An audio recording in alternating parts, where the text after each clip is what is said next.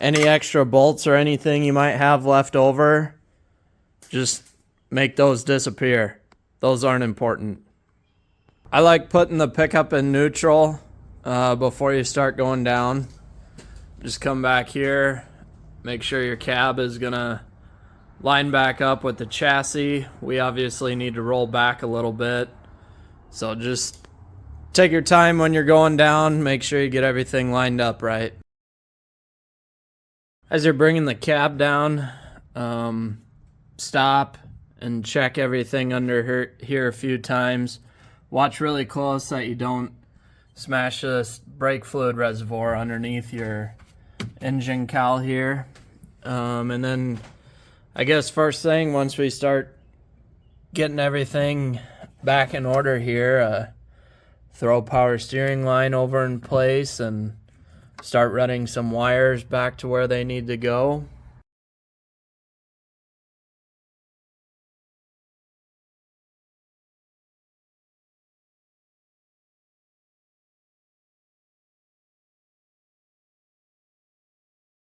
If you can tell, things look quite a bit different than when I tore this thing apart. One example, this power steering line was ran wrong. Some of the wiring wasn't ran right.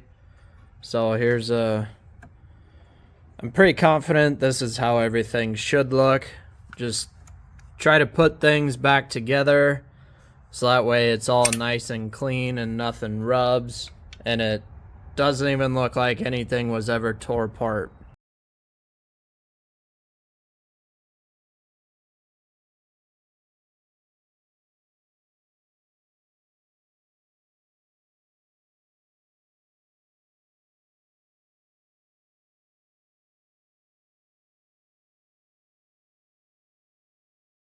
Wiring harness for this relay box goes around and underneath your air filter bracket here.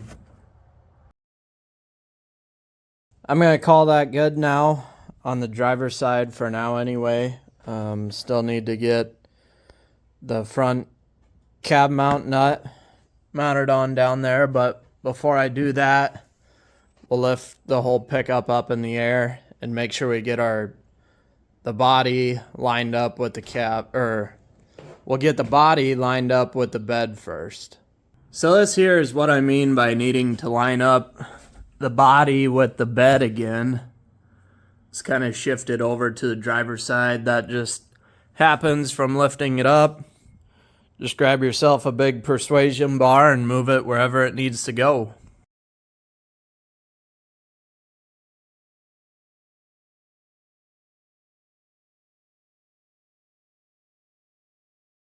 Got our fancy new Ford fuel filter. Forget that Wix crap.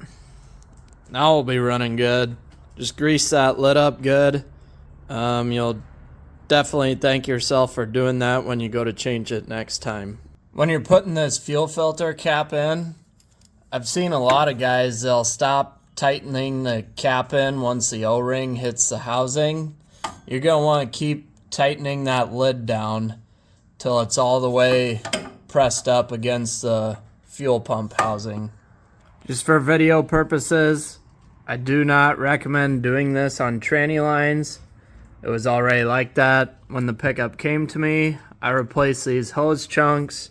I'm going to highly recommend replacing these tranny lines though.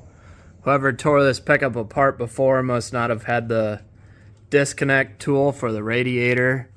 So before you dive into these, just make sure you have that tool. It's probably $5. Now we got the pickup set back down, got the cab lined up. So next step, I'm going to go ahead and put these cab mount nuts on before we get boost pipes or anything in the way. Just do it now while they're easy to get to.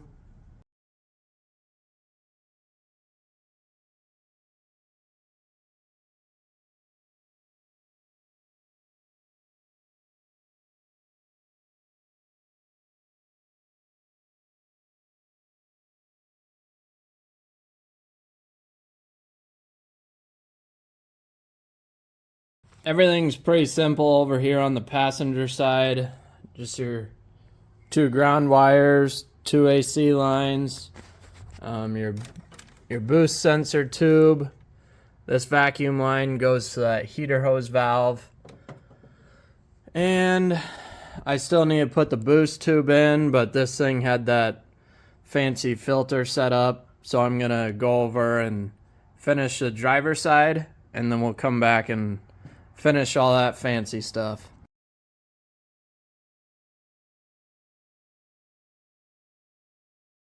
Back to this whole filter situation. Here's our new Ford filter. What's the deal here, Wix?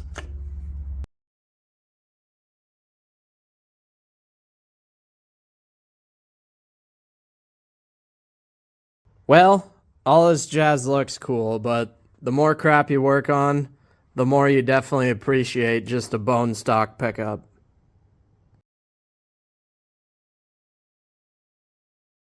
Okay, I think we're all hooked up and ready to start bleeding fuel system and start cranking this girl up.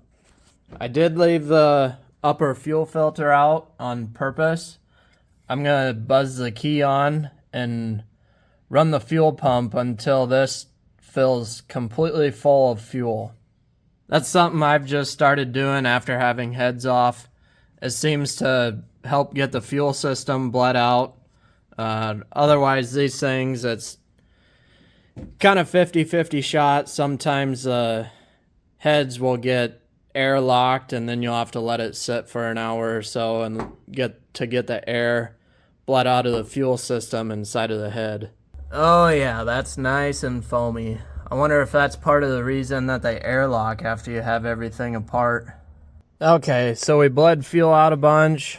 Now I have the scan tool pulled up. ICP, that's injector control pressure. So that's basically your high pressure oil system. That's what you need to monitor for this thing to start even trying to start.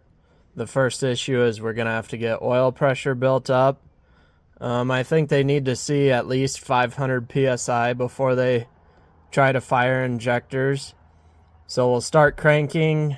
It's gonna take a lot of cranking, but watch your oil pressure, and we'll just keep cranking until we start building oil pressure up.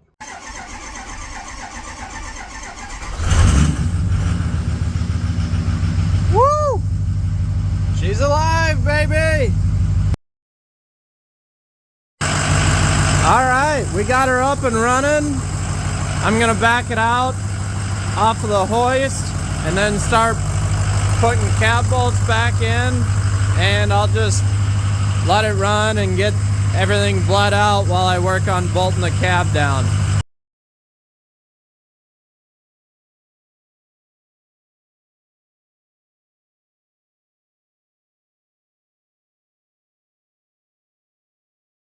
This big fancy cone bolt goes on the passenger side back corner.